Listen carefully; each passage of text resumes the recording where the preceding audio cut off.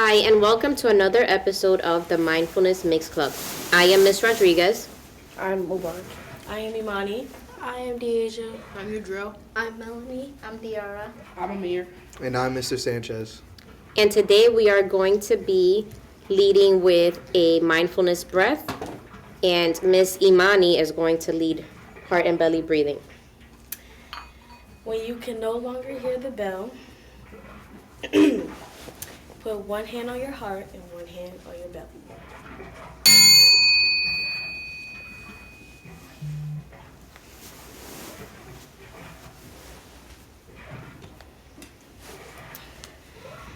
Feel your breath in your body.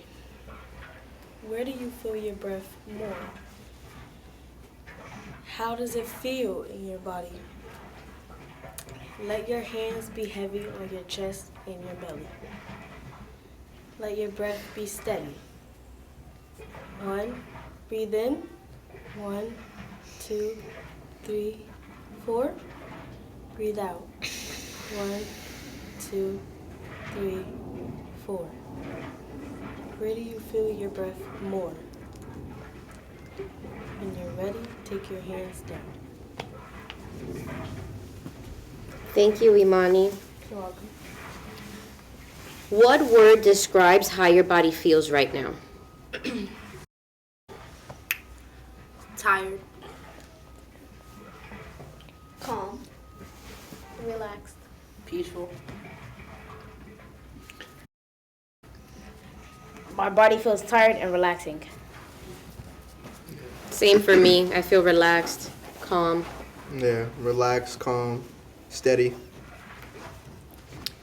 Thank you again, Imani, and thank you everyone for sharing.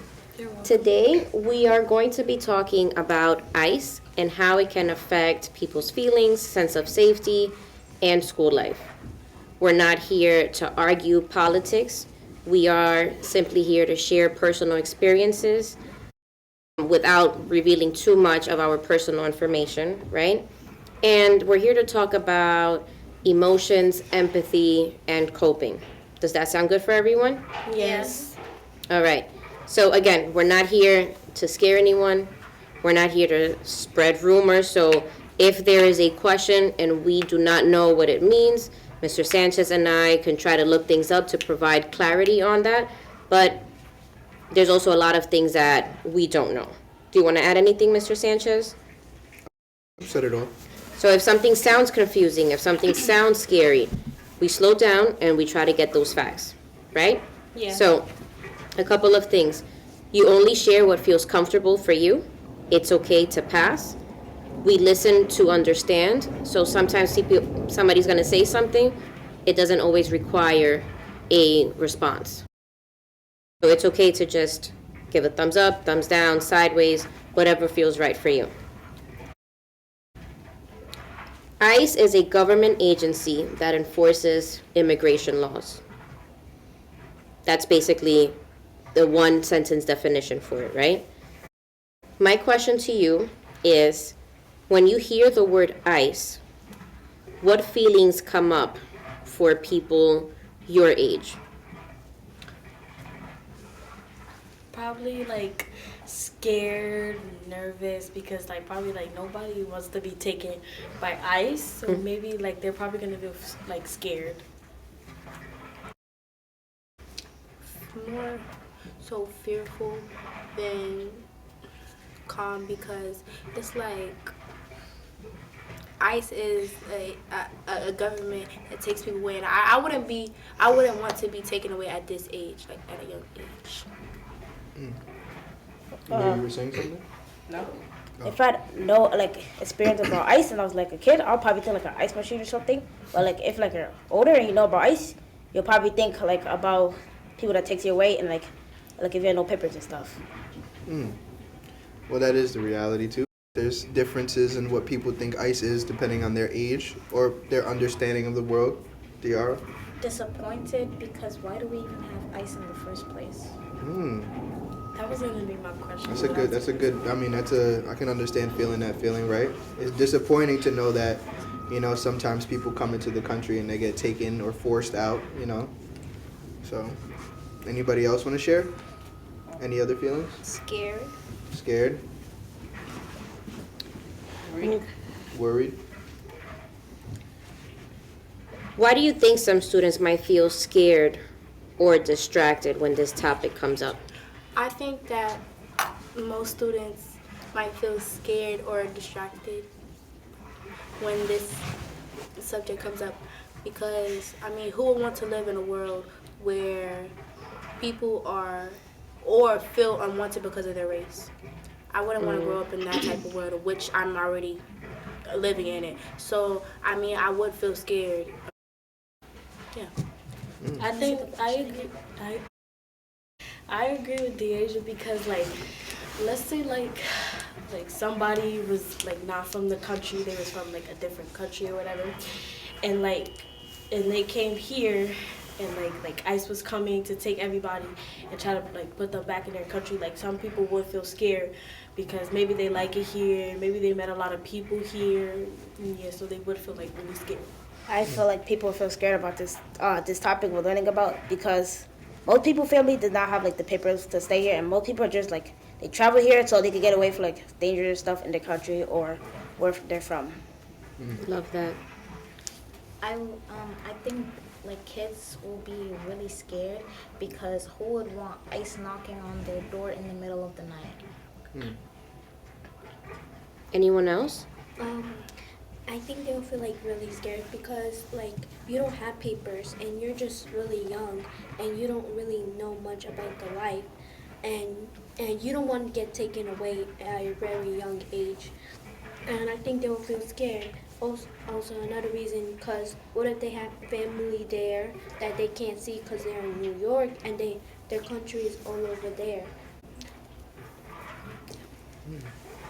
Thank you all for sharing. I also want to add on that for a lot of families that do not have papers or whatever the case may be, this is all they know. So they're being removed from the only place they're familiar with and are being sent back, quote unquote, home. But what is home? Their home is where they're actually at. They don't know, they might not know the language of where they're being sent back to. Their family is here, their friends are here. The things that they are all used to is here. Tiara. I would like to add on because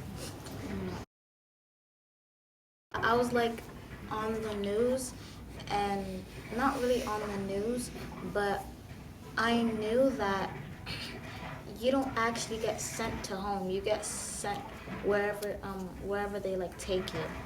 So different detention centers, right? Yeah, until they could like transfer you right to the country. Like different other countries.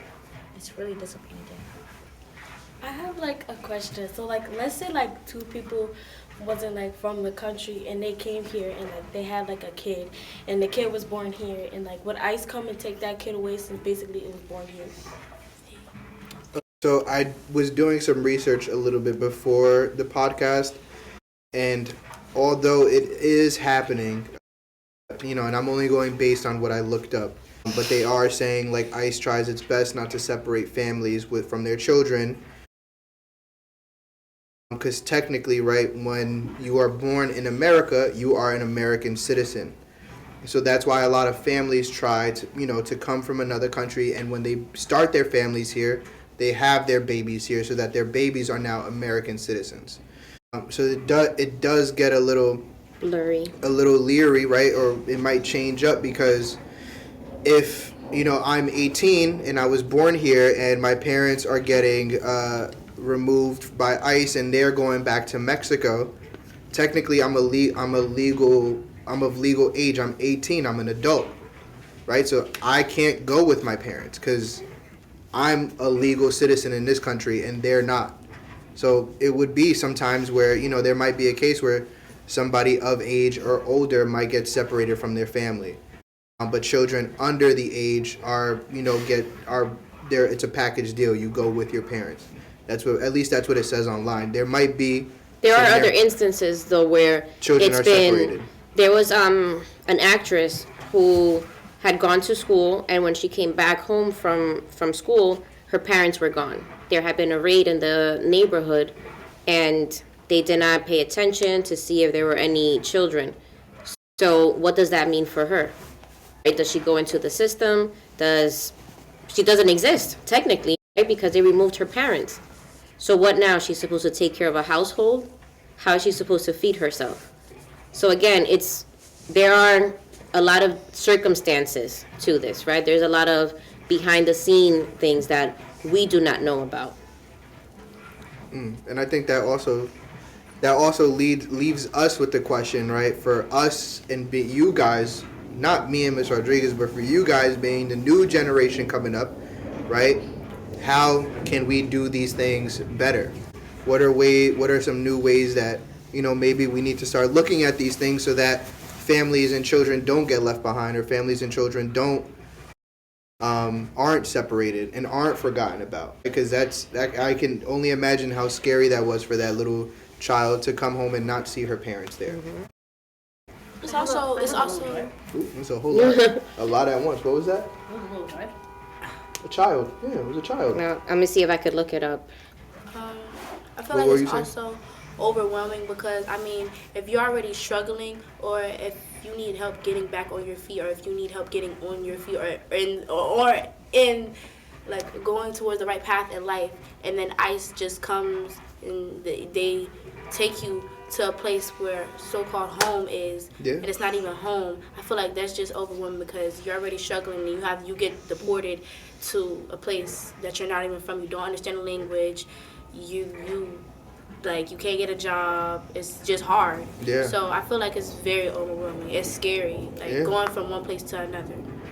Yeah, right. And what Ms. Rodriguez said, it's all over on the news. It's all over on, news outlets, media outlets. It's everywhere. Seeing families separated, or even seeing people who came to this country as children with their parents, meaning they weren't born here, so they were immigrants into the country at 5, 6, 7 years old. 5, 6, 7, that's all you know your entire life. You only know the American culture. So for you to be going through your entire life, and then now you have to go back to a place you call home that you were only raised there till you were maybe 3 or 4. Or maybe you were not even born. You weren't born there, right? Because your parents were born there. They migrated here, right? And you were born here. Mm-hmm. So then it's just like, what now? I don't speak the language. I don't speak Spanish, and it's entirely different cultures, right? Like, you guys may not even be aware of it, but there's a whole Bronx culture that you guys have about you. There's a whole South Bronx culture that you guys have about you. There's a whole PSMS 4 Fulton Avenue attitude that you guys have about you, right? Or a whole culture that you guys have about you, right? So you can't just go from being immersed in the American culture and go to your home country and be immersed there and think, okay, everything is going to be smooth. It's going to be very, very tough. It's learning a whole new culture, right? It's learning new traditions, learning new holidays, learning a new school system, learning new transportation. It's everything. It's literally your life turns upside down. Imani, yes, sweetie. So I remember, because we were doing this Take Two thing, and I remember I was searching up some stuff, and it was a quote that I had to write down and explain about the quote, and it was a Chinese girl, and she was born here, and then she went to China to see family, and when she tried to come back, she could not come back into the country. So look at that. Now she needs to readjust, right, to a new culture. What about everything that she had going for herself here? So I found the actress. Her name is Diane Guerrero. And she said, I saw the impact of these laws and of immigrant detention on my own family. When I was only 14, I came home one day after school to a table full of food and an empty house. In an instant, ICE had taken my entire family. My mom, my dad, and older brother were ripped from my life. Unlike me, they hadn't been born here and lacked citizenship status. They were taken to a detention center, and I was left to fend for myself. And then it says that she would often try to go and visit her family at this detention center. But she's 14. She was in school. What do you think that does to somebody emotionally? I feel like it affects them emotionally because, I mean, at a young age, it's hard to get a job. It's hard to fend for yourself. It's like, because you're not all the way there. You don't really know life. You're still growing. So I feel like, once again, it's overwhelming. But not just overwhelming, it's scary because you're out there alone. You have nobody to help you because your family, like the rest of your family, you might not know them. Or the rest of your family might live in a different country. And the ones that were taken was the only ones that you had. So, Yeah. Right. When she's 14, like you said, she can't get a job. Also, too, she's alone. There's a lot of things you can't do being underage. And also, let's be honest, right? There's a struggle that a lot of black and brown men and women go through to be taken serious, trying to do things throughout life. So imagine a 14-year-old brown girl trying to go through life as a 14-year-old trying to fend for herself. So my next question is, and these are all beautiful responses, right? Beautiful feedback. How do you think the stress and fear or all of these other feelings affect learning or behaviors in school? I think it affects, like, stress and learning in school because it's like while you're trying to learning, It's okay. I said that so wrong. While you're trying to learn in school, you're thinking about your family and how they're doing and the stress and what you're going to do next and how you're going to find your next meal, what you're going to do the next day. So it's like while you're trying to do school, finish school, graduate so you can get a good job and a better life and stuff, it's like you're thinking about family, what you're going to do next, the next move you're going to make. So it's just like hard. Usual. Sorry, Manny. I think it can affect someone in school because think about it. If your parents get deported or a family member, you're gonna be worried sick about them and stressed, and you can't study correctly while stressed. Mm-hmm. So, Not at all. like they said, like you said about the actress, she was 14 years old, but like she was trying to go visit her family, but like she was still in school, so it was kind of probably affecting her school because like while she's trying to go see her family, because family is way more important than anything, and it's like she couldn't basically focus on school because she was trying to do this thing, trying to get her parents to see her parents to see if they're okay. So now different things take priority over her education, right? Mm-hmm. Trying to feed herself for one, trying to keep tabs on family. And the other thing is that when you are picked up by ICE, you are not entitled to legal counsel. So if you cannot afford an attorney, you're standing up there and you're basically defending yourself. And some of these laws are so, I guess, harsh that you have kids sometimes standing up in front of a jury or in front of a judge trying to advocate for themselves. Can you imagine a 5-year-old? Mubarak, you were going to say something? I feel like it's gonna be hard in school because like you're adjusting to losing your parents or any type of family members you had, and you're gonna be stressed in school while learning, and you're probably gonna probably not gonna learn in school as well as you will if you had your parents with you. It affects your learning because you might be depressed that your family left, they got deported, and you won't probably be able to function properly, your body wouldn't be able to function. Because again, you're also carrying all that stress, all that heaviness, right? All those worries. So it's just instead of me focusing on my teacher, what she's teaching, right? I'm thinking about My family, my parents, what I'm gonna do. Did my parents make it to work today safely? Are they gonna make it back home safely?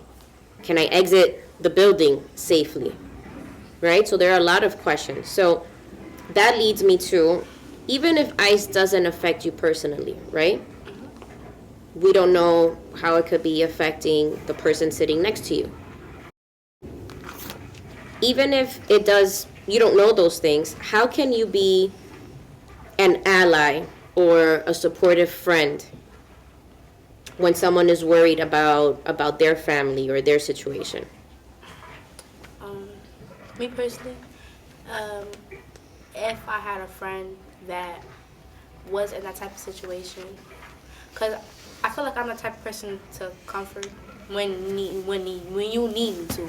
So I would just walk up to them, they tell me their situation. I would have to think about it because I've never been in that type of situation. I would have to think about it. I really have to sit there and think about it. And I would ask them how they feel and if they're able to focus on things other than that. And for example, they say no. We would sit there together and we'll just talk about it until they stop thinking about it. That's how I would go about the situation. And I love that because you're expressing and showing empathy, right? You don't have to have all the answers, but you're asking questions to understand. Imani. I remember this one time, it was me and one of my friends, and we were putting something back, and then it was a boy that she knew and that I knew, and they were arguing, and he told her to shut up before I call ice on you. And I looked at him like with a weird face because like he didn't know her situation or none of that to be talking about he's gonna call ice on her and all that other stuff. So why is it important for us not to use ICE or deportation as jokes? Because one day it could actually happen. Like if somebody's joking around like, oh, ICE is coming for you, da da da, like they could actually probably be looking for this person or something. They could actually probably come take this person from their home. It might like actually affect them because what if ICE actually did take their family members and they're gonna feel like a lot of hurt and like pain because why would we say that as a joke when we don't know what other people are going through? Me personally, I wouldn't say it because who am I to say that? Because you never know what nobody's going through. The same way I don't know what any of y'all are going through at all. So I wouldn't say anything to like put y'all on the spot like that. Yeah, I was gonna say that too from the last podcast. You were the one who said that you never know what anybody's going through. Exactly. That's why we shouldn't be making jokes, especially about things that we don't know what they're going through, and especially with today's day and age, right? That's possible for anybody to get picked up by ICE, even if you have an ID and even if you are a legal citizen. That's why I always check on people because like you just never know. You just never if know. Somebody needs a hug, if somebody needs something, just always check on somebody because you never know. So we can show support by just sitting with the person, checking in on them, right? And sometimes that person might just need that, just a person to sit next to them and just to treat them like a human. Sometimes we don't have to share all of these personal details. Enough to be seen. You could say that louder, Mr. Sanchez. It's enough sometimes for somebody to just be seen, meaning, right? You understand the situation that they're going through, and you're there with them. I know you're going through this, but I'm here for you, and sometimes that's all that people need. To be seen, but also heard. Seen and heard. Yup. So how can mindfulness help when we can't control what's happening outside of our school? It can help because like let's say you're like really depressed and stressed out that your family got deported to ICE. You can like come to a mindfulness room and like calm down a little bit, and if you need somebody to talk to, you can talk to like the mindfulness leaders in here. Mindfulness can help because like if anybody is ever going through anything, like they could come in here, they could just relax, clear their mind, let everything just go away and just be there and nowhere else. it could help people because like what if you like you don't know what's gonna happen next with ice, and like they could be right outside, they could be anywhere, they could take you, and so then you can come here, relax, talk to someone about your feelings, let out your feelings, take a deep breath, and calm down. I feel like it helps because, once again, I'm agree with everybody. I feel like it helps because if you feel that type of way, how they were described, if you do feel that type of way, it's never not, it's, you couldn't, it's like, I don't know how to explain it, but it's like, y'all are always here. I mean, y'all are always here, y'all are always in the school, and if it's not y'all, then it's somebody else. So you can always go to somebody when you feel like you need to talk to somebody in the school. And I feel like mindfulness helps that because even when we can't catch y'all, like we can't talk to y'all because y'all are busy, we could go to somebody else, or we could write a note and we could give it to y'all and express how we feel. Y'all could talk about that on the podcast. I think mindfulness like helps us because you don't have to talk about like, a specific topic. You can talk about anything that you want to express to like the teachers or anyone that you feel are safe to talk about it. And not just the topics. Thank you for saying that, Mubarak. Sometimes it's just a feeling. I feel sad. I think. Right? And just sharing that feeling, we can do a mindfulness activity to help ease some of that weight off. Right? So let's pause.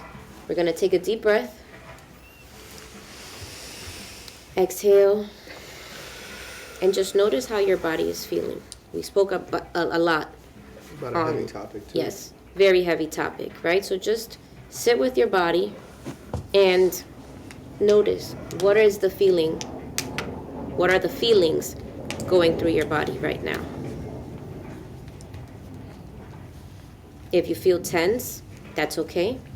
We're just noticing and paying attention. We're being mindful of those different feelings, those different sensations. So my body feels a little tense. Anyone else? My body feels tired. I feel a little tense. I feel kind of scared, but I don't even know if my dad has his papers or anything, to be honest. Yeah.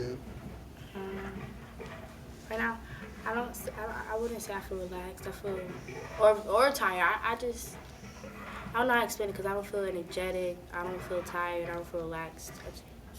It's a random feeling, to be honest.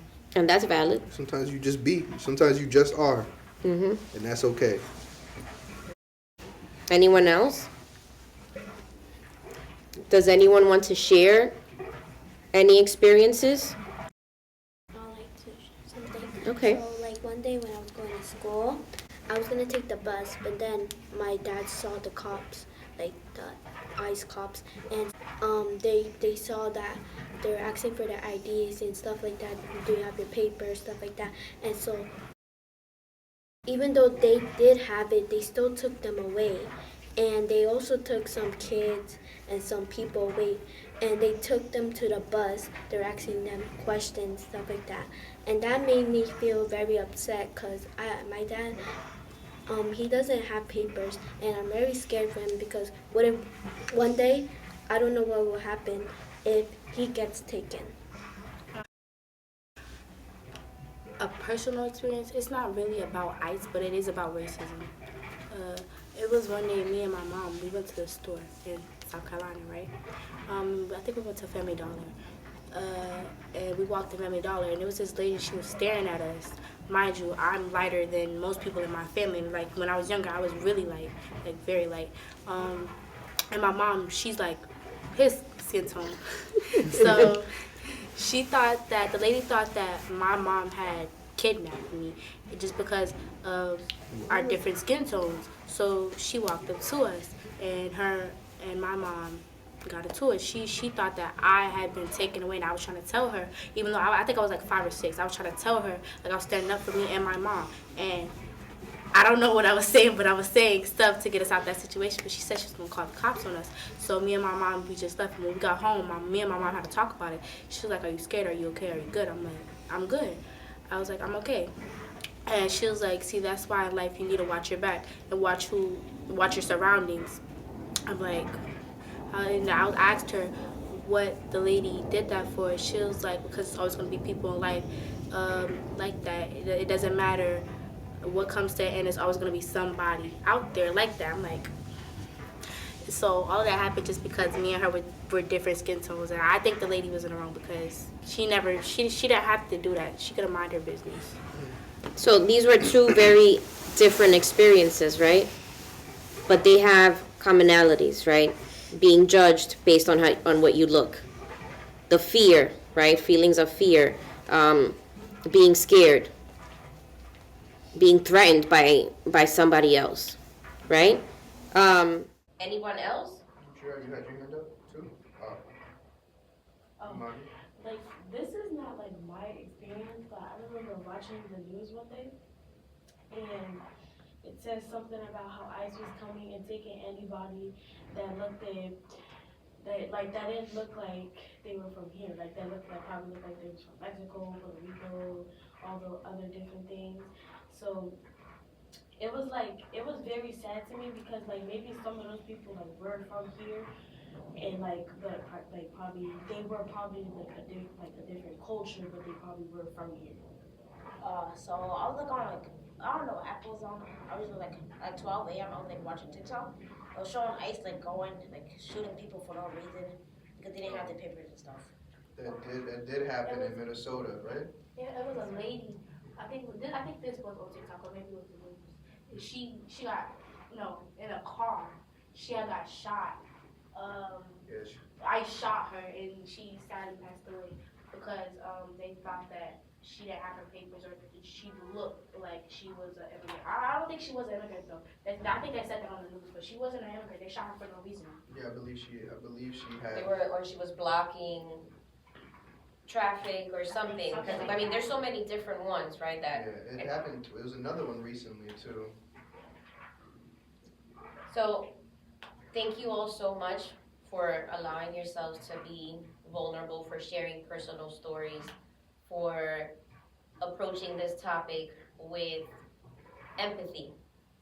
We can't control everything happening outside of our school, but we can control how we treat each other, how we manage our feelings, and how we keep our school safe, right? A safe place for everyone, no matter what it is that they're going through. Big topics can bring up big feelings. So I am really happy that you guys mentioned you always have somebody in our school to talk to, right? You always have the mindfulness room to come and just be, right?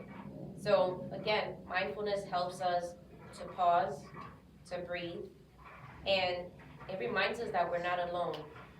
And here at PSMS4, we lead with care. This is the Mindfulness Mix Club signing out. Bye. Bye.